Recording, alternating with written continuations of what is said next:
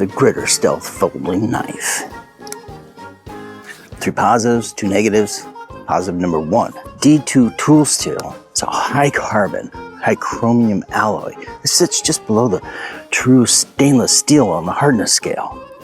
It holds an edge like it has something to prove. And this black titanium nitride coating adds a legitimate corrosion barrier, which matters in your primary tactical environment. Cutting open bags of chicken feed in the Michigan drizzle. Yeah, it's beautiful out. Positive number 2, ball bearing pivot with a flipper tab means one-handed deployment. Actually one-handed. Not one-handed plus a teeth and a prayer. 0.26 pounds folded into a 4.7 inches.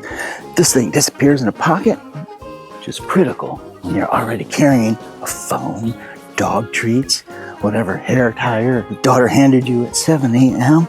And there was the snack and speaking of things that deploy quickly, I upgraded my Hinge profile last week.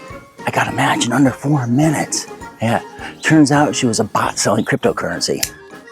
Still, most meaningful connection I've had since late February.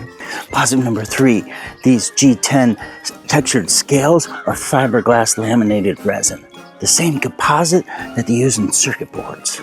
So, wet hands, chicken grease, whatever Rex just rolled in, you're not losing the grip.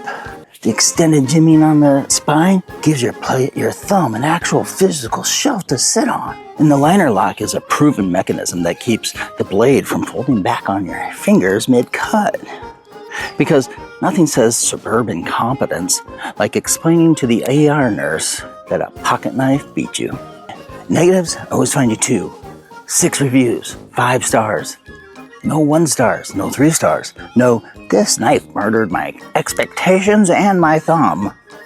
A perfect 5.0 with 6 total reviews is basically a product's first week on Tinder. Everyone's on their best behavior and you have 0 data. I trust a 4.4 with 2,000 reviews more than a 5 with 6. Or is that 6 and 7? Negative number 2, yeah. The listing says alloy steel in the specs and D2 steel in the marketing bullets. D2 is technically a tool steel, not a stainless alloy. So the vague spec sheet labeling is the king of the thing that makes chemistry degree twitch.